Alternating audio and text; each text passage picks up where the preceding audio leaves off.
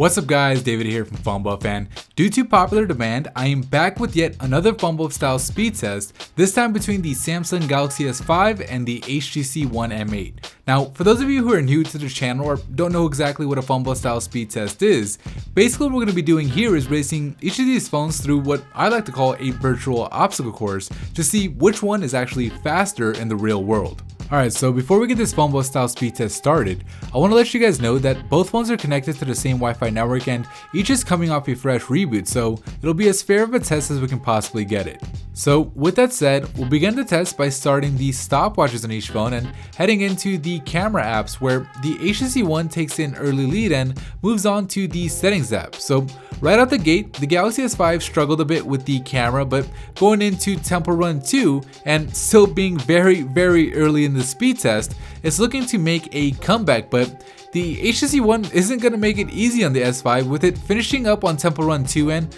moving on to the next app in this gaming portion of this test in Real Boxing. Finishing up Temple Run 2 and joining the HTC One and loading up Real Boxing, the Galaxy S5 is about 5 or so seconds behind the HTC One, which isn't insurmountable by any means as we're just still halfway into this speed test, but with the M8 showing absolutely no signs of slowing down, if the Galaxy S5 wants a real shot at making a comeback, it better do it sooner rather than later. So with it done loading the Vector app, the HTC One moves on to Angry Birds, where the Galaxy S5 finishes up Vector, but it seems to hang up a bit while exiting out of the app, pushing it further behind the M8, which, with it trying to make a comeback and all, is just about the last thing it needed. The HTC One is blitzing through the video transcoding part of this test, which really stresses the processors of the phones, putting those quad-core Snapdragon 801 chips to the test. And technically speaking, because the S5's processor is clocked slightly higher, it should be able to narrow the gap between it and the One here,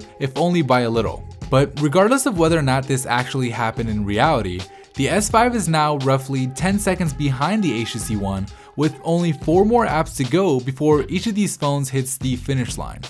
Finishing up the Netflix stream, the HTC One M8 moves on to the Score mobile app, putting it about a full app ahead of the Galaxy S5, so the chances of a comeback here are looking very bleak for the S5, but there still is that two-staged browser test, so if the HTC One happens to struggle here and the Galaxy S5 really chugs along, there might be a chance, but as you guys can see, the HTC One is just showing no signs of mercy and it's rendering that full Verge site, with the Galaxy S5 just now getting into the mobile version of the Verge site, and there you go, you can see that the HTC One finishes with an official time of 2 minutes and 18 seconds. The Galaxy S5 is still chugging along, trying to load up all the content on the media-rich Verge site, and it looks like it's just about done. It finishes with a time of 2 minutes and 31 seconds, making the clear winner for this PhoneBuff style speed test, the HTC One M8. Alright guys, that about wraps it up for me in this speed test. If you liked the video, give it a big thumbs up to show your love, and